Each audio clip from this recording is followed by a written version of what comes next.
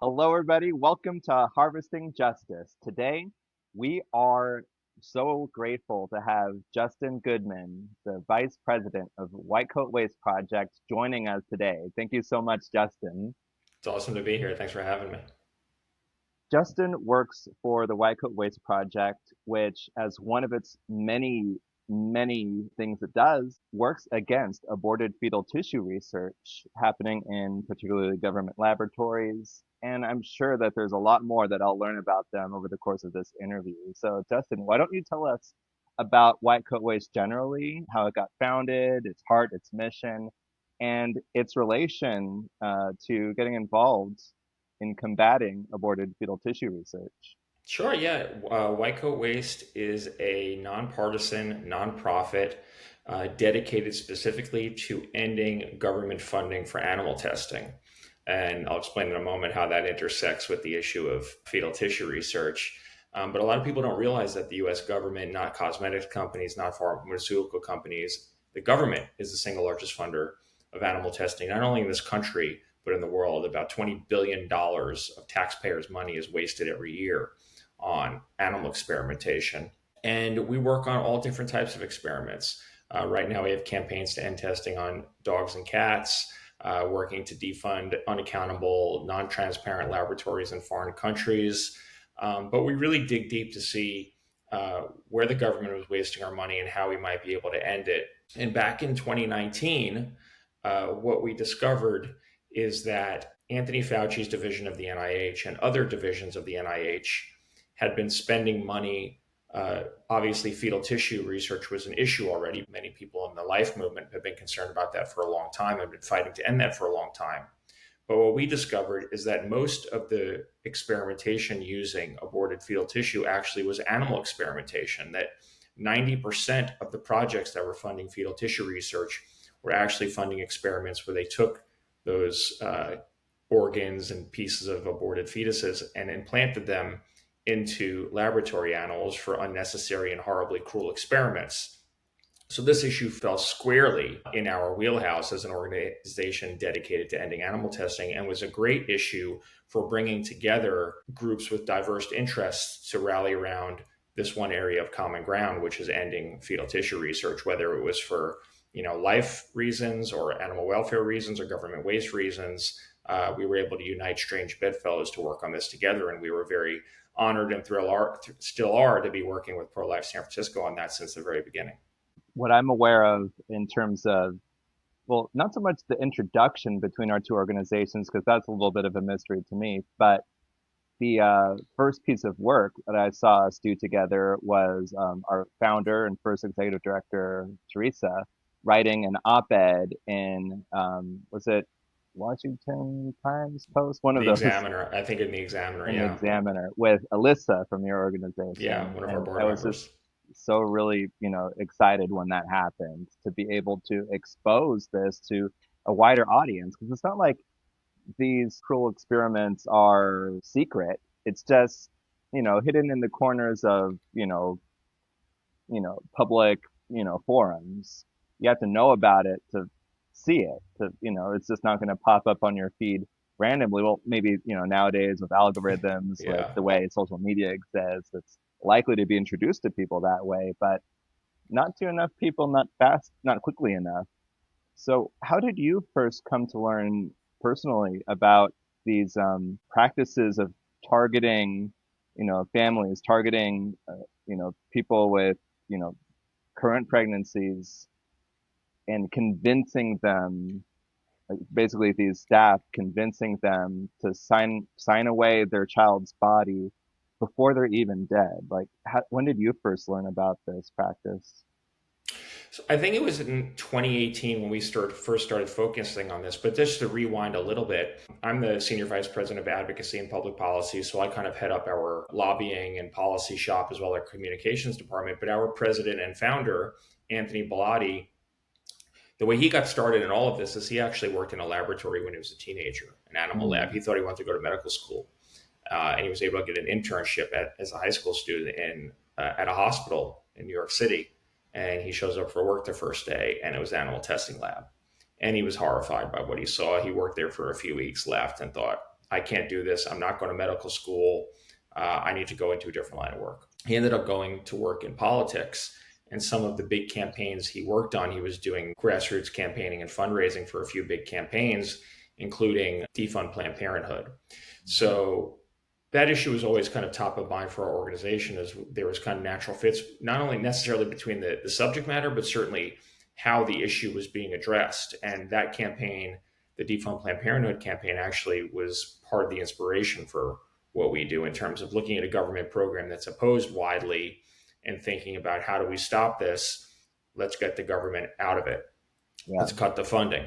And that Redirect was, those monies to somewhere where it's better suited to yeah, actually exist to help people overall, not help and harm people in a nefarious branch of, you know, public. It's just so disheartening to see like how in many corners Planned Parenthood and organizations like them, and you could say the same about many, laboratories, doing many wonderful things, finding treatments and cures for people, saving lives, but at the same time extinguishing and harming and so many other lives and throwing medical ethics out the window completely, throwing, animal welfare out the window completely. yeah. I mean, at the end of the day, the truth is, with regard to whether it's fetal tissue experiments with animals or animal experiments more generally, is that it's incredibly archaic and unnecessary, right? So whatever people might think of the merits of these things, I hear the same arguments all the time by pro animal testing people by the industry as I hear from the pro fetal tissue community, which Mm, is babies are going to die, lives aren't going to be saved if we don't take aborted fetuses and implant them into animals, or if we don't torture dogs, cats, and monkeys, science is going to come to a halt. And in both cases, it's absolutely not true. It's fear mongering, and it's preying on people's concern for them, their families' welfare and their own welfare. Uh, and it's really unscrupulous for scientists who are getting paid with taxpayer dollars to kind of justify what they're doing by scaring the public into thinking it's necessary for them to continue, whether it's fetal tissue experiments or other animal experimentation. So there's a lot of overlaps when we started looking at this issue, and that's when we came to meet Teresa, who we had a lot of other things in common with, and thought this was a great area of common ground that we could work on together. And we were able to unite not only Pro Life San Francisco and White Coat Waste around this, but Americans United for Life, Democrats for Life. There were a lot of other organizations back in 29 that came together. We did an event on Capitol Hill advocating to defund fetal tissue research. We worked with Congress. I think we were able to rally maybe 77 members of Congress to sign on to a letter urging the Department of Health and Human Services to cut the funding and do some fact finding. So, yeah, it's been a really great example of kind of strange bedfellows to it. And that's how you win. That's how you win in Washington. That's how you win campaigns is you have to, in an election, you need 50% plus one, but it's the same thing on any campaign. Like, you may have half the country on your side, but you need to figure out a way to bring in some new blood and widen the tent. And that's what this project that we've been working on with your group has allowed us to do over the last, I guess, 2019 to now 6 years, 7 years, is widening the tent on this issue, because we've done polling on this too. And universally, we have, a majority of people across this country, Democrats and Republicans, who don't support implanting parts of aborted fetuses into lab animals for these grotesque experiments. So it is a nonpartisan issue. There is bipartisan agreement on this, despite what the press or some members of Congress might make you think. This is something that most people are opposed to. They shouldn't be forced to pay for it, whether they care about it, again, for animal welfare, for sanctity of life reasons, or for any other reasons, or just modern science. I mean, this is not something we need to be subjecting anybody to anymore or wasting any more money on. So we are,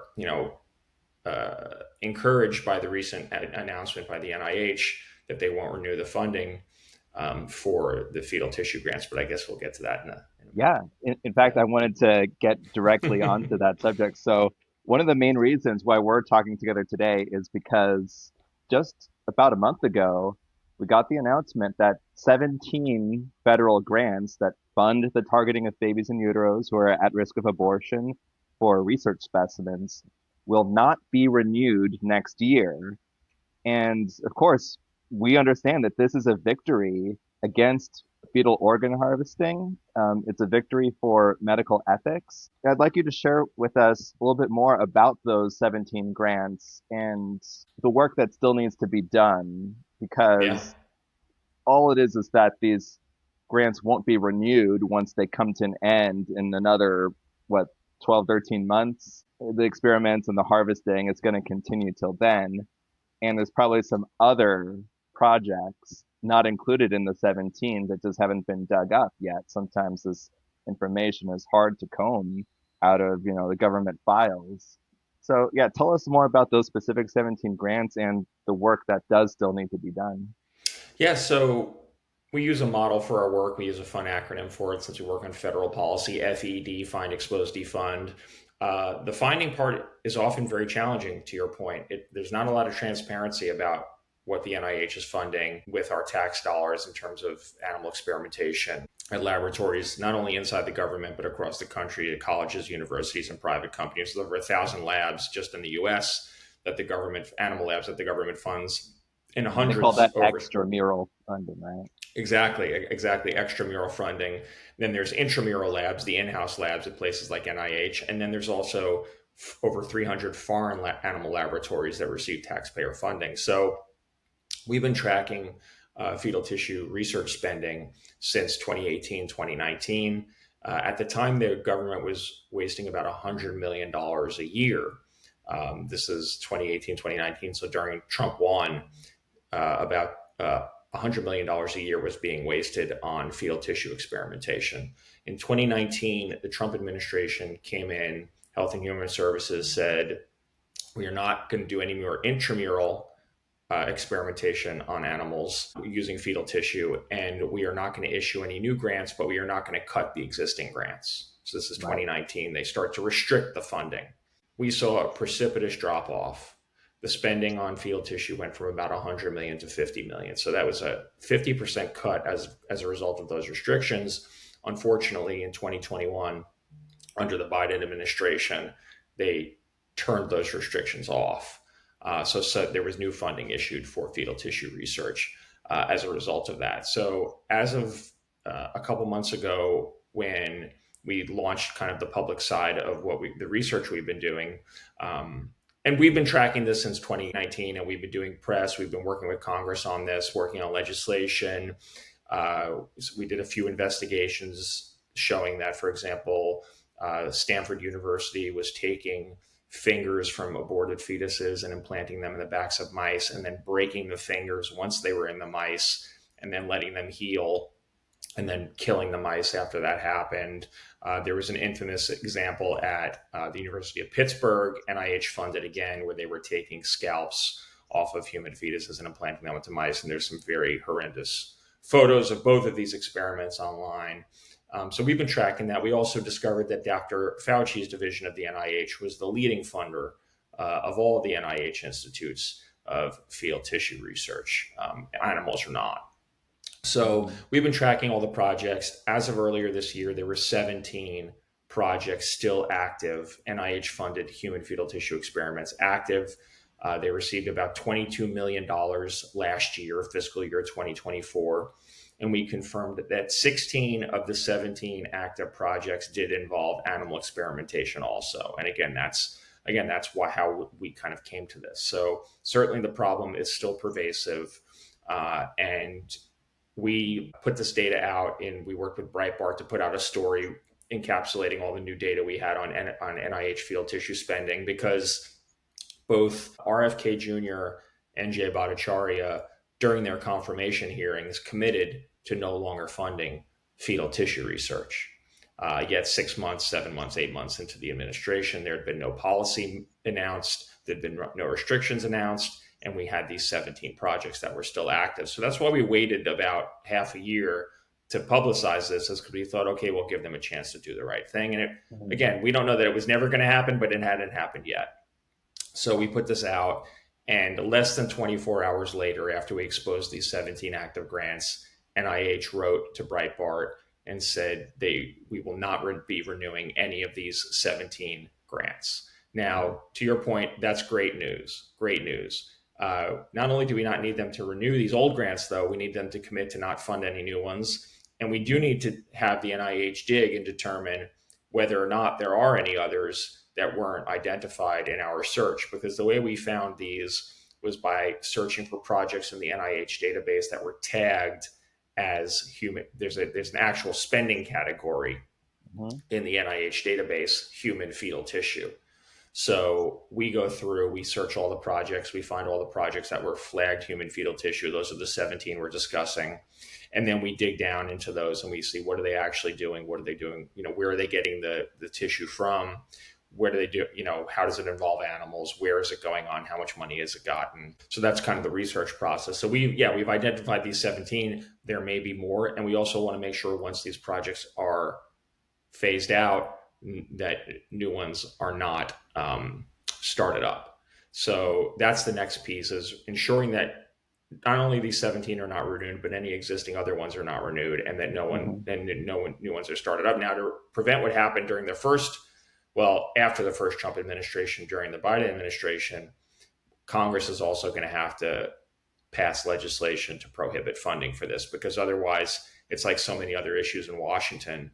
It's just going to go back and forth forever. The Yeah. new administration will come in, get rid of the restrictions. The next one will come in, put them back in place, and then it goes on and on and on. One of the things that always annoys me whenever the topic of abortion is spoken about on a national stage, like in typically, news media, in newspapers, it's always painted as this left, right, blue, red issue.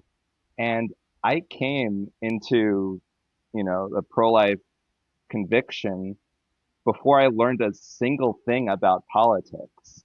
And when I did hear that Republicans were, had the pro-life plank, I thought that meant, oh, that means I should sign up to be a Republican.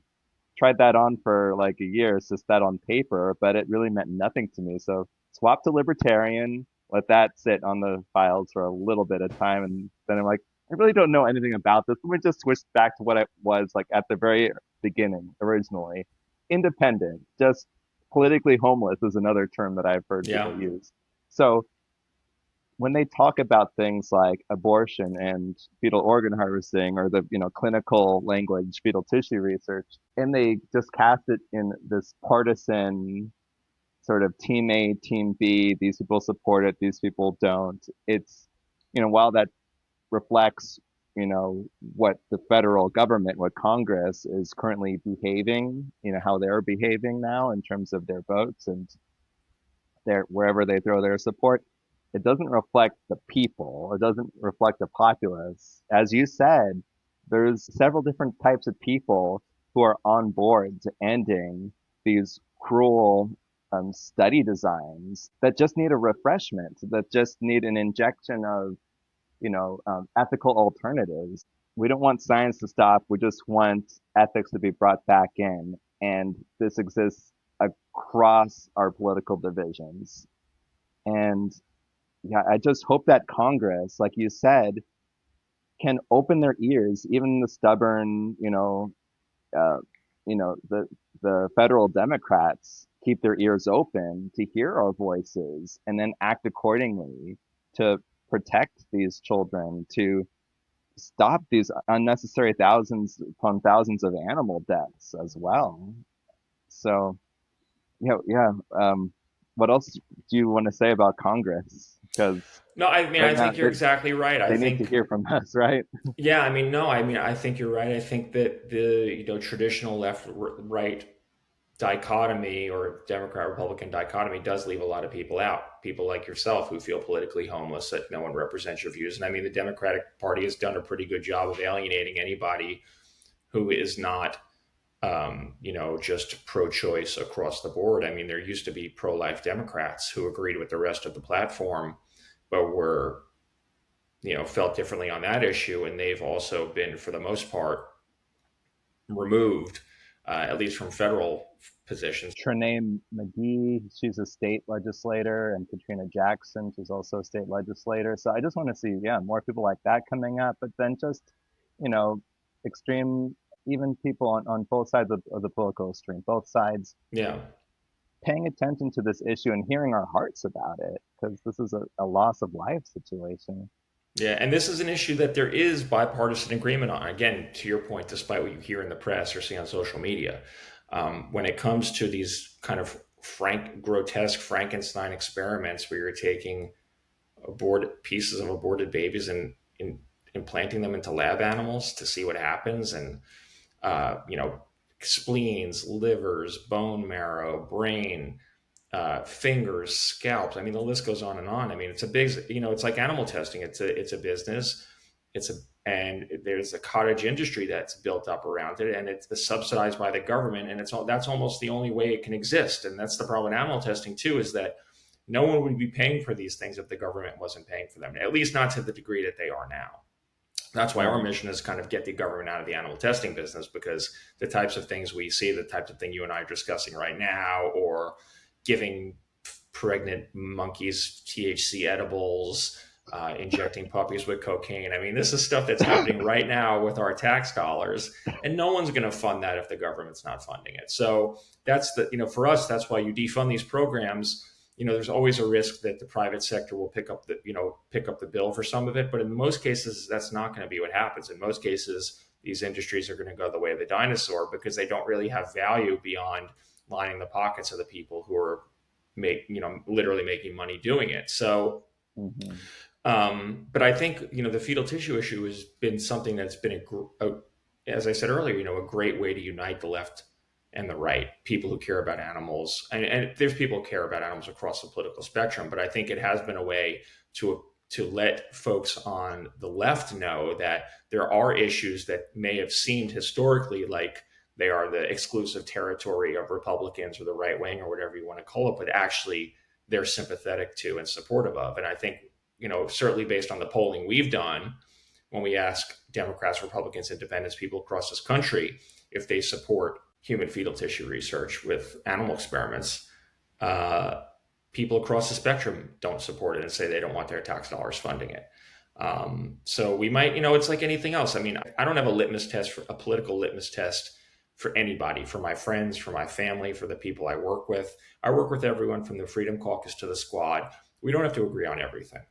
As long as we agree on something, we can build on that common ground. But I don't expect everyone to agree on everything, no one agrees on everything.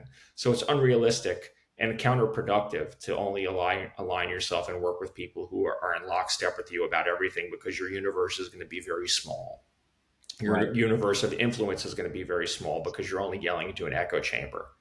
So for us to win our issue and other issues that are important to people, we work very hard to widen the tent, to bring new blood into the movement, to work with strange bedfellows. I work with pro-life groups. I work with small government groups. I work with some anti-government groups. I work with more traditional animal welfare groups, doctors groups, veterans groups, and everyone in between. We just find one area where we can agree on something and we want to get something done.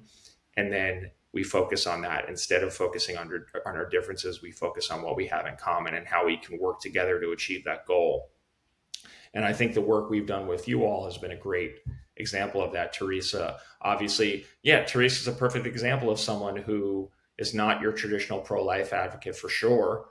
And she went on to briefly run Democrats for Life after she left pro-life San Francisco. So there are people on the right who are aligned with, Democrat principles, who are sympathetic to this issue and supportive on ending, the use of aborted fetuses in animal experimentation or just in general.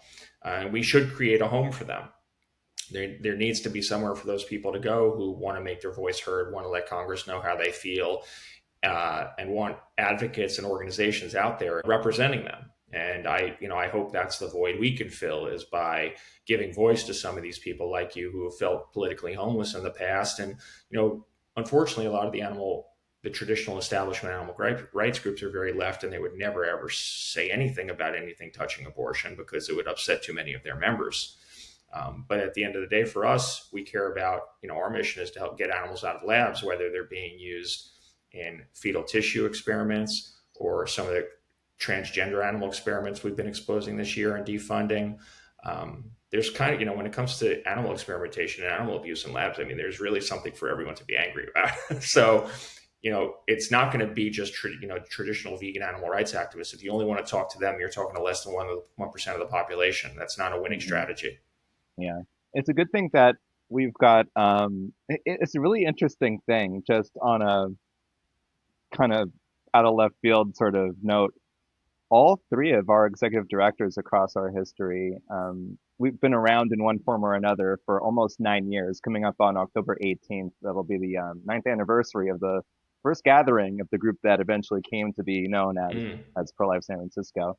And across our history, all of our executive directors over the 9 years have been vegans. So that is just I believe that in the back of my head I think, this is another thing that will cement the relationship with white coat waste, them having that commitment to animal welfare, animal rights. It That definitely there's doesn't hurt. It definitely doesn't hurt. no Yeah. way. Like, we're gonna stick with it for the long haul. But this is why you got to be open minded when you work on advocacy and policy and grassroots organizing. Because I think most people would assume that, animal rights people are vegan, people who are vegan would not be pro life. I think in most cases you'd think that they were, probably far left people who were like the most pro choice people out there, just because of the kind of stereotypes people have about who's pro Right. life, who's vegan, who's pro choice, and all of that, which is why you have to be open minded. You have to actually listen to people. Don't dismiss Hmm. people because they disagree about one thing with you. People are complicated. All Yeah. of us are complicated. We have a diverse range of views. We don't agree on everything. I think actually listening to people and going in with an open mind and an open heart into these discussions is how ultimately you're going to win. I mean, you look at so many issues like gay marriage, criminal justice reform, drug reform, all of those things were historically seen as left wing issues. And then they realized, oh, we actually need to talk to bring other people into the movement to win this thing.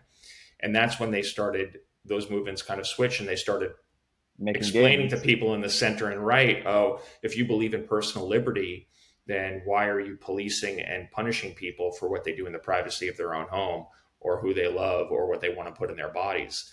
And that's how those issues ultimately won, was by bringing in the center and right to these traditional left wing Mm. issues. And I think the same can happen on the right for something like fetal tissue research, where obviously you have that strong base of support.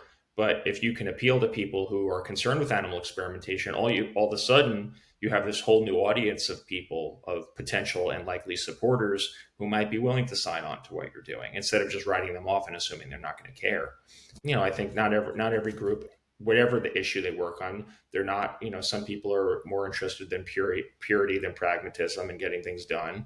That's certainly not the case for me or our organization. I think certainly for you all, you know, you've been very good about reaching across the aisle and trying to bring in new blood, which is what makes your group different than a lot of other groups. I mean, I think that even the existence of Pro Life San Francisco probably surprises some people. We still get to this day messages from people saying, "I can't believe this is a pro-life group in San Francisco." But there've Yeah. been multiple. We're not the first. There's been pro-life activity in our city since the 60s and 70s. So we Yeah. cannot claim to be the only ones.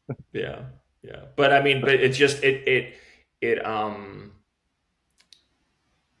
it shatters stereotypes, right? It's like Hmm. the same for our group. We're kind of like a libertarian right leaning organization, and people are like, wait a second, Republicans care about animals, and it's like everybody cares about these things when you really dig down and look. We're a country of animal lovers. We're a country of people who want ethical science. We really do share a lot of those values, regardless of what end of the political spectrum we're on. So yeah, it's harder and harder to do that over time, with what the internet does to people and siloing them off and stuff. But Right. yeah. So I wanted to read that quote, the statement made by the National Institutes of Health after they relayed back to the reporter you were working with their response to your expose. They said, "The NIH takes this issue very seriously and remains committed to the highest ethical standards in research." Okay, jargon. But then they follow it up with, The referenced grants initiated under the Biden administration will not be renewed. NIH is guided by a commitment to valuing human life and ensuring that federally funded research is conducted responsibly and transparently, and et cetera, et cetera. We are actively reviewing these matters, and will take all necessary steps to ensure our policies reflect that commitment.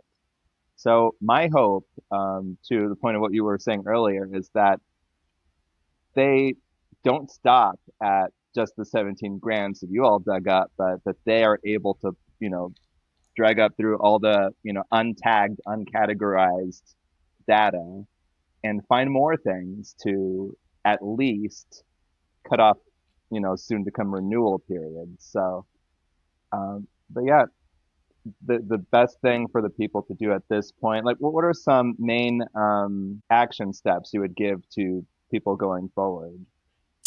I would say contact your members of Congress and let them know you don't want your tax dollars to fund human fetal tissue research. I can look up the name of the bill right now. It's the Protecting Life and Integrity in Research Act. There is a House and a Senate version of that bill.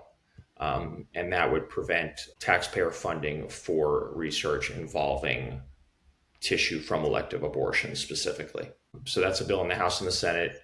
You can call the Congressional Switchboard, ask them to speak to your member of Congress, and ask them to support that piece of legislation. Also, look at the investigation we did, look at the stuff we've done with Pro-Life San Francisco, share that stuff on social media, and tell people about it. This is one of those topics, I work on all kinds of animal experimentation issues. When I tell people about this one, they are always shocked, regardless of where they are on the political spectrum. People are surprised it's still going on.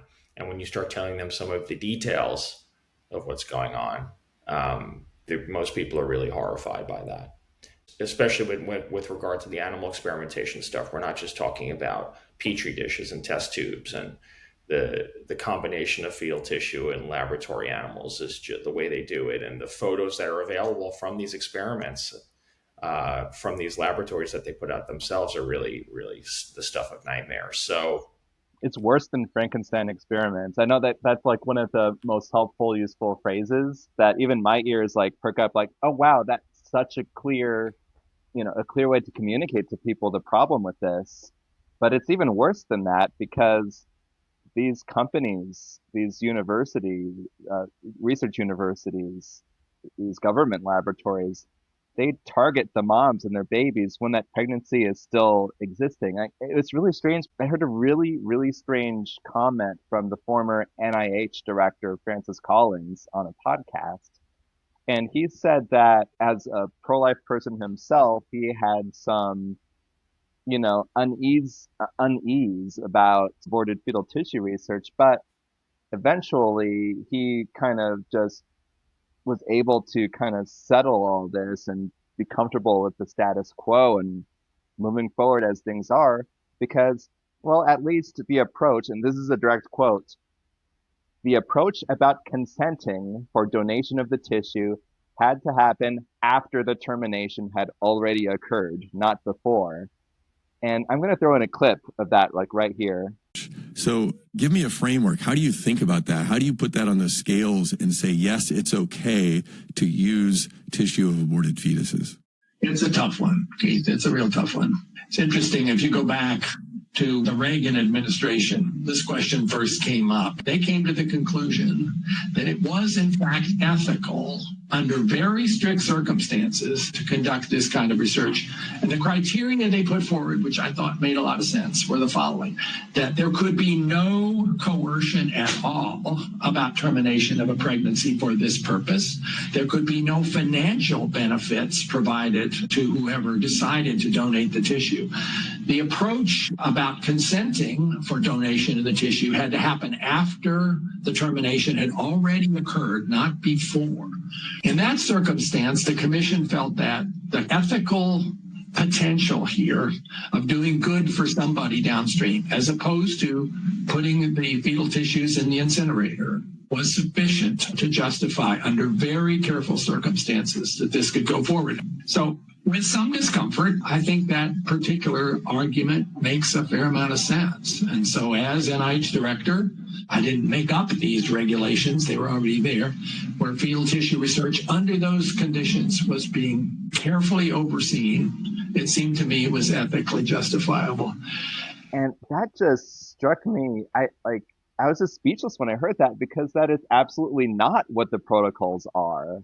The moms are still pregnant when they're given these forms that really laud the social benefits of going forward with the abortion and signing away the child's body.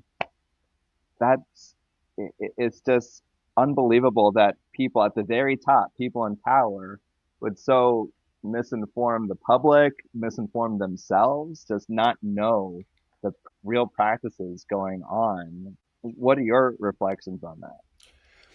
I mean, it's unfortunate that either the former NIH director does not know what's actually going on in these facilities that he's funding, or worse, that he does know and he's mischaracterizing it intentionally to deflect some of the criticism from the public about what actually happens. And unfortunately, we saw that a lot with Francis Collins. I mean, there were a lot of animal testing scandals during his tenure. I've been doing this work for over 20 years. He was the NIH director for a long time. And there were many things that we now have records of FOIA, Freedom of Information Act documents through email, where privately in emails to his colleagues, people like Dr. Fauci and others, he was conveying that he was concerned or opposed to certain things that the NIH was doing or thought they were useless or problematic. But publicly, he was, after saying those things, he was supporting them and saying they were absolutely necessary, and the NIH stood behind them. So at the end of the day, the NIH director is a politician. Francis Collins was a politician. And when you're a politician, in a lot of instances, unfortunately, you're not as principled as you could be. And I think we've seen that a lot with a lot of different people at NIH, is that NIH is a very influential, powerful institution. It creates billions and billions and billions of dollars for colleges, universities, and private companies.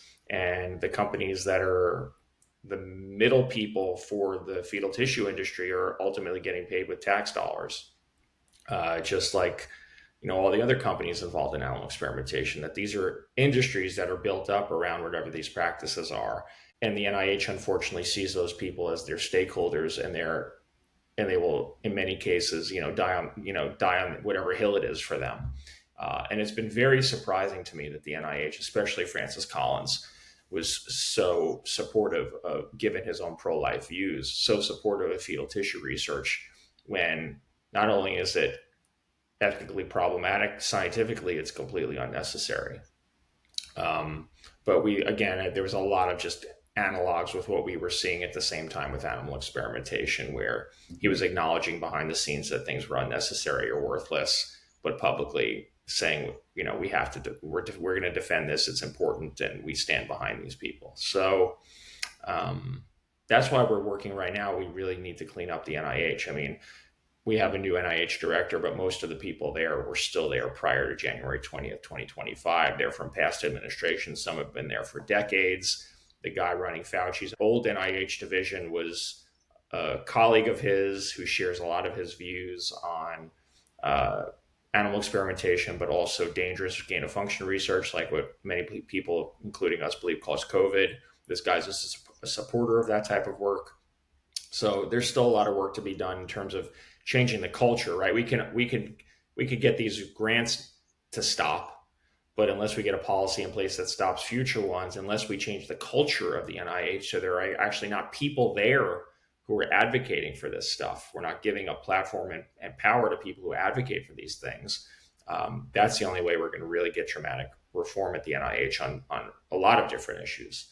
And there's also other federal agencies to focus on, the Department of Veterans Affairs, the Department of Defense. There are other agencies that have funded research with aborted human tissue in recent years. So the problem definitely extends beyond the NIH, and we are definitely going to put those programs under the microscope as well. Perfect. Excellent. I'm really grateful to hear that. So, I guess we've shared a lot. Um, Maybe it's good to cut it off here, but maybe we can bring you guys back aboard for another episode in the future. How about that? Oh, I'd love to come on anytime and talk about the stuff. Hopefully, do some more work together. We could come and give field reports to folks about what's going on. Yeah, but very grateful. And if people want to follow the work we're doing on this and other things, at White Coat Waste on all the social media platforms.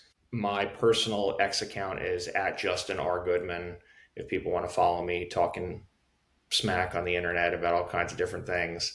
And then our website is whitecoatwaste.org. If you want to join our mailing list, be a donor. We are a nonprofit. 80% of our revenue comes from small dollar grassroots donations.